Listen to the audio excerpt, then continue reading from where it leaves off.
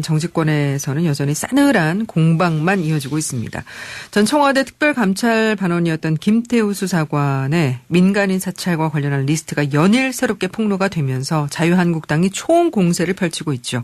이런 가운데 국회에서는 최근 사회적 논란이 되고 있는 이른바 위험의 외주화 방지법이 발의가 됐습니다마는 여야의 입장이 첨예해서 연내 통과가 이루어질지는 미지수라는 전망이 나오는데요. 이 법안을 발의하신 박주민 더불어민주당 최고위원과 관련 이야기들 나눠보겠습니다. 자, 박 의원님 안녕하십니까? 네, 안녕하십니까. 일단 먼저 포항으로 청책 투어 하고 오셨죠? 네, 맞습니다. 예, 직접 만난 국민들 이야기 들어보신 중에 어떤 얘기가 좀 기억에 많이 남으세요? 뭐 아무래도 제가 갔다 온 데는 방금 말씀하셨던 것처럼 포항 지진 피해 지역입니다. 그렇죠. 그런데 이제 아직까지도 뭐 완전한 그분들이 원하시는 완전한 해결이 되지 않았다라는 말씀 그리고 그것을 해결하기 위해서 많은 관심을 기울여달라는 말씀을 많이 듣고 올라왔습니다. 예.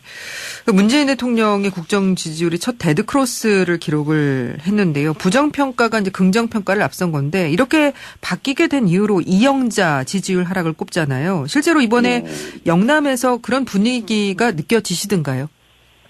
그러니까 사실은 뭐 제가 다녀온 데가 포항이고 지진 피해 지역이다 보니까 아주 방금 말씀하셨던 것처럼 이렇게 보편적인 이야기까지 듣고 오진 못했습니다. 예. 근데 뭐 하여튼 지진 피해 지역에 계신 분들의 경우에도 보면은, 뭐 정부에 보다 더 따뜻한 관심, 뭐 지속적인 관심, 이런 것들에 대한 요구는 많으셨습니다. 예. 아무래도 경제, 민생 문제 이런 부분에 대한 좀 지지층의 지지율이 좀 빠지고 있는 게 아니냐 이런 사실 분석도 나오고 있는데요. 그리고 이제 워낙 법안 발의를 많이 하시는 의원 중에 한 분이시라 별명이 있으시다면서요? 뭐 발의를 많이 한다고 해서 바리바리 박지바리라고 불러주시기도 하죠. 예, 그래서 그 이제 포항 정책 투어를 다녀오신 이후에 혹시 현장에서 이 부분 법안 발의가 필요하다 이렇게 계획 세우신 부분이 있으십니까? 우선 포항 지진 관련돼서는 이미 관련 법들이 발의가 되어 있는 상태입니다. 예. 근데 그게 이제 신속하게 처리가 안 되다 보니까 많은 분들의 피해 구제가 좀 제대로 안 되고 있는 부분이 있거든요. 그래서 관련돼서 이미 발의된 법들 통과시켜야 되겠다라는 생각들을 좀 많이 하게 됐고요. 예. 뭐 다른 별도의 어떤 법안이 필요한지는 좀 더 살펴보려고 합니다. 네. 예. 청책 투어는 이제 현장 민심을 듣겠다는 좋은 뜻으로 시작이 됐지만 여론의 관심을 크게 끌지 못하고 있는 것도 사실인데 그 이유는 무엇 때문이라고 보세요? 글쎄요. 뭐 제가 뭐 전체적인 청책 투어를 평가하기에는 좀 어려움이 있고요. 제가 갔다 온 데 한 군데에 대해서만 좀 말씀을 드리면 아무래도 뭐 그 관련된 이슈가 최근에 굉장히 많고 다른 이슈들이야 정치 관련된 이슈들이 굉장히 많고 그러다 보니까 좀 그런 부분이 있지 않았나 이런 생각이 듭니다. 예.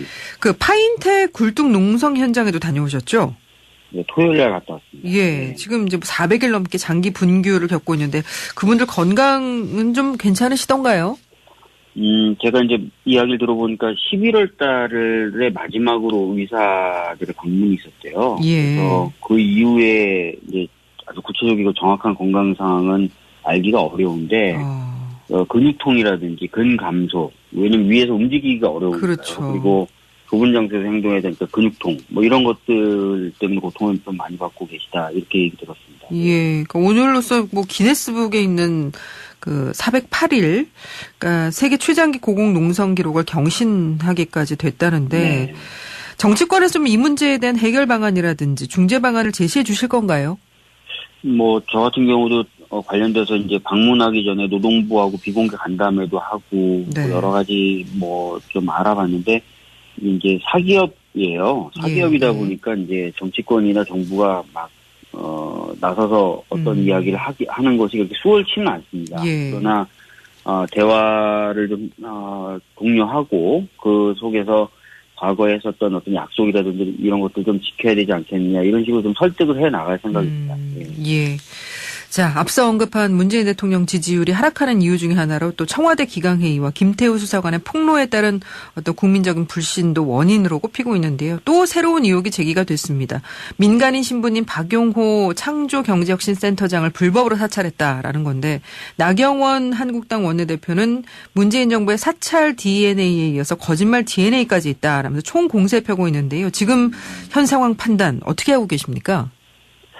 우선은 지금 이 일이 벌어진 발단, 그리고 지금 현재 김태우라고 하는 전 특감반원이 이런 이야기를 계속하고 있는 배경을 좀 저는 보고 싶어요. 예. 사실 비위 혐의로 여러 가지 조치를 당하게 되니까 그때부터 이런 이야기들을 하기 시작했다는 거. 예. 그리고 두 번째는 이게 이제 그 사찰이다라고 주장을 하지만 예. 사찰이라는 것이 갖고 있어야 되는 여러 가지 개념적인 요소들이 있는데 그런 요소들이 결여되어 있는 부분이거든요. 어떤 요소들이 결여가 되어 있는 겁니까? 그러니까 예를 들어서 민간 관련된 정보다. 그럼 다 사찰이다. 이건 아닙니다. 예. 예를 들어서 뭐 풍문을 듣고 정리했다든지 이런 식으로 하는 것은 사찰이 아니죠. 그래서 예, 사찰의 표지로서 법원이 들고 있는 몇 가지가 있는데요. 하나는 고의성과 계획성이 있어야 되고요. 예. 두 번째는 방법 자체가 뭐 미행을 한다든지, 그다음 망언을 활용한다든지, 예. 망언이라는 건 첩자죠. 그런 예, 것들을 활용한다든지 이런 행위체향적인 요소가 또 있어야 됩니다. 예. 그다음에 세 번째로 그 내용까지도 이제 종합적으로 봐야 되는 것이죠. 근데 예. 민간인 관련된 내용이 담겼다. 그러니 다 사찰이다. 이렇게 되는 것은 이제 이런 개념적인 표지를 안 갖추고 있다. 예. 이렇게 좀 말씀을 드리는 거고요. 예. 그리고 지금 제기하고 있는 의혹들 중에 대부분은 지금 바로바로 반박이 되고 있지 않습니까? 네네. 그렇기 때문에 이런 특감반원의 그 아까 말씀드렸던 대로 발언의 배경 이런 것들 쭉 종합해서 봤을 때 신뢰성 있는 얘기는 아닌 것 같다라는 것이 지금까지 판단입니다. 예. 근데 김태우 전 수사관이 추가 폭로 더 할 거다. 이것저것 많다. 오늘 아침 조간신문에 또 이렇게 났거든요. 계속 이런 식으로 그냥 지켜볼 수만은 없는 상황 아닙니까? 지금 그 원래 소속 기관이었던 검찰에서 감찰을 하고 있고 예. 그 결과가 곧 나올 거고요. 예. 또 지금 많이 의심을 받고 있는 그 스폰서라고 하는 사람과 김태우 전 특감반원의 관계에 대해서도 또 수사 결과가 어느 정도 나오지 않을까 이렇게 생각됩니다. 그래서 그런 것들과 좀 종합적으로 이 사안을 좀 봐주셨으면 좋겠다는 말씀 좀 다시 한번 좀 드리겠습니다. 예. 그런데 자유한국당에서는 이제 김 수사관한테 변호인을 지원하겠다라고까지 하고 지원을 하고 나서는데 이건 어떻게 보십니까? 계속 제가 말씀을 드리지만 예.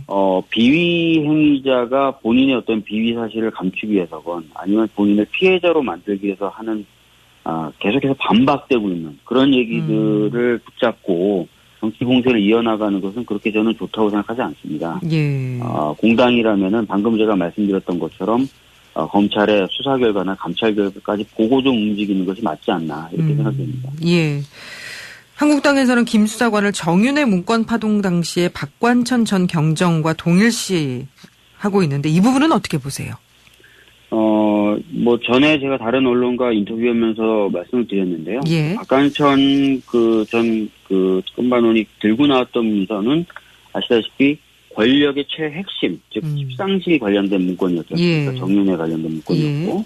근데 지금 김태우 수사관이 얘기하고 있는 것 중에 아마 권력 최핵심자라고 해도 우윤군 러시아 대사죠. 네네. 그러니까 이건 내용상으로도 큰 차이가 있고 또 우윤군 대사건은 이미 다 반박이 됐습니다. 예. 그렇기 때문에 이게 무슨 박관천 전 수사관하고 비슷하다. 이렇게 보는 것 자체가 좀 무리죠. 예. 어쨌든 정부 여당 입장에서는 이 부분을 좀 조기에 수습을 해서 털고 가야 되지 않을까라는 생각 드는데 이거 어떻게 수습해야 된다고 보세요? 방금 말씀드렸던 것처럼 곧 검찰의 감찰 결과라든지 수사 결과가 나올 거기 때문에요. 예. 그것에 의해서 자연적으로 잠재워지지 않을까 이런 생각이 듭니다. 예. 근데 또 야당으로부터는 시스템 전환, 인적 개편 필요하다 이런 주장 나오는데 청와대 인적 개편이 필요하지 않겠습니까? 지금 만약에 이것을 가지고 인적 개편을 하게 된다면은 오히려 이제 이런 주장에 힘을 실어주게 되는 거겠죠. 예. 그래서 인적 개편이 필요한지 안 필요한지 이런 것들은 별도로 또 고민을 해봐야 되는 문제인 것 같습니다. 그리고 내년에는 좀 청와대 인적 쇄신이 있을 거란 예상이 많은데 그때라도 교체의 필요성은 어떻게 보세요? 그거는 아마 그 당시 어떤 정치적인 상황이라든지 또는 청와대 정책적 목표를 놓고 봐야 되겠죠. 이 사안과는 별개로 이루어져야 되는 인적 개편일 그리고 것이다. 그거를 지금부터 벌써 필요하다라고 단언하기는 어려울 것 같고요. 예. 그리고 이제 이 사태 수습을 위해서 검찰 수사 결과를 지켜봐야 될 것이다라는 말씀하셨는데 지금 김태우 전 수사관 사건을 수원지검하고 서울 동부지검이 담당을 하고 있는데요. 한국당은 이렇게 수사를 이제 쪼개서 하는 것에 대해서 수사 의지가 없다 이렇게 비판하고 있는데 왜 이렇게 하는 거라고 보세요? 글쎄요, 제가 뭐 검찰 쪽에 이런 부분에 대해서 뭐 질의를 하거나 확인한 바는 없어서 구체적인 내용은 모르겠는데요. 네. 제가 알기로 김태우 수사관의 어떤 주소지가 수원 쪽인 것으로 알고 있어요. 그래서 아마 자연스럽게 그쪽이 일부 사건을 담당하고 있는 것으로 알고 있는데요. 예. 뭐 특별한 아마 사정이나 고려는 없었을 겁니다. 예, 알겠습니다. 민주당 입장에서는 또 뭐 설상가상, 엎친 데 덮친 격이라고 해야 될지도 모르겠는데요. 국토위 소속의 민주당 김정호 의원이 지금 공항 갑질로 구설에 올랐는데 결국은 이것이 이제 국회의원들의 특권 의식에서 비롯된 부적절한 처신이 아니냐 이런 비판이 있거든요. 이 사정도 이제 사실 언론 보도만 저는 어제 접했거든요. 네네. 그래서 언론 보도가 사실이라면은 말씀하신 지적이 어느 정도 타당할 수는 있습니다. 근데 구체적인 내용을 좀 들어볼 필요도 있어서, 오늘이나 아마 이번 주 내로 한번, 당 차원에서도 이야기가 좀 나오지 않을까 싶습니다. 그럼 당 차원에서 혹시 이런 부분에 대한 징계가 필요하다면 그 부분도 범주 안에 포함을 하실 겁니까? 이야기는 들어볼 것 같은데요. 예. 징계를 전제로 하고 이야기를 들어본다기보다는 예. 상황 파악 정도를 우선은 해야 되겠죠. 예. 예. 자, 여야 간에 지금 감정의 골이 깊어지면서 지금 임시국회가 빈손으로 끝날 수 있다는 우려도 나오고 있는데요. 12월 임시국회 최대 쟁점 법안인 이른바 위험의 외주화 방지법과 유치원 3법을 놓고도 첨예한데 본회의는 27일이고 올해가 이제 일주일 정도밖에 안 남았는데 올해 안에 어떻게 처리가 될 수 있는 겁니까? 어떻게 보십니까? 사실 그래서 오늘이 제일 중요합니다. 예. 오늘이 제일 중요하고요. 오늘 아마 각 당의 원내대표들 간의 깊은 대화가 좀 이루어지리라 기대를 좀 하고요. 예. 대화만 좀 이루어진다면은 본회의 있는 날 바로 상임위들과 법사위를 열어서 통과시킬 수도 있거든요. 그래서 예. 오늘이 아마 가장 중요한 날이 아닐까 생각합니다. 예. 오늘 그 상임위에서 환노위에서도 위험의 외주화법도 논의한다고 하고요. 네네. 예, 근데 지금 논란이 되는 부분이 처벌 수위나 위험한 업무를 어떻게 규정할 것이냐 이 부분인 것 같아요. 네. 그 부분에 대해서 이제 여러 논란이 있을 수 있는데요. 예. 대표적인 예를 제시하고 나머지 구체적인 부분을 대통령령으로 넘기는 방법도 있고요. 그래서 다양하게 논의가 될 수 있기 때문에 무조건 안 된다라고 하기보다는 내용을 어떻게 만들어 나가는 것을 중심으로 해서 좀 야당들도 좀 대화를 해주셨으면 좋겠다는 것이 개인적인 바람입니다. 예. 이 의원님 발의하신 그 위험의 외주화법 내용은 어떤 겁니까? 제가 발의한 거는 이제 공공기관의 운영에 관한 법률 일부 개정 법률안인데요. 예. 산업안전보건법이 좀 큰 틀이긴 하지만 그것이 좀 늦게 갈 경우를 대비해서 그리고 공공기관의 경우에는 좀 더 무거운 책임을 지을 수도 있다는 의미에서 공공기관과 국가기관에서부터 위험한 업무를 직접 고용을 하자, 외주화시키지 말자라는 법을 발의했습니다. 예.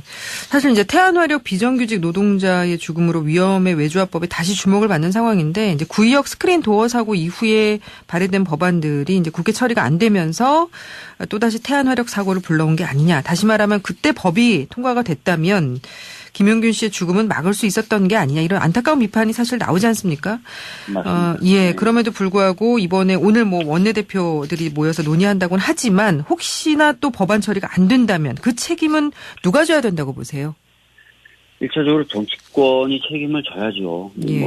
계속해서 국민분들께 죄송하다는 말씀만 드리고 아무것도 안 하면 안 되지 않겠습니까? 예. 이번에야말로 진짜 말씀하신 그 위험의 외주화를 막는 법안 반드시 좀 통과시켜야 된다고 생각합니다. 예.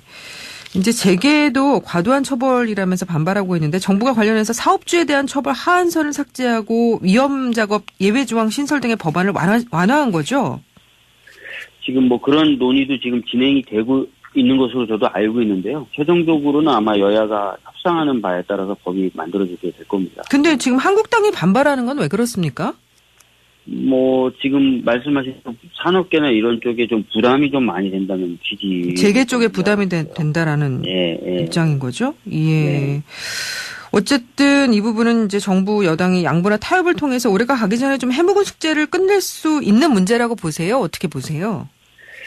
워낙 이게 중요한 이슈가 되었고, 원래부터 중요한 이슈였지만, 네. 더 중요한 이슈가 됐기 때문에, 저희들은 오늘이라도 어떻게든 해보려고 노력을 할 텐데, 예. 대화가 그렇게 원활한 것 같지는 않습니다.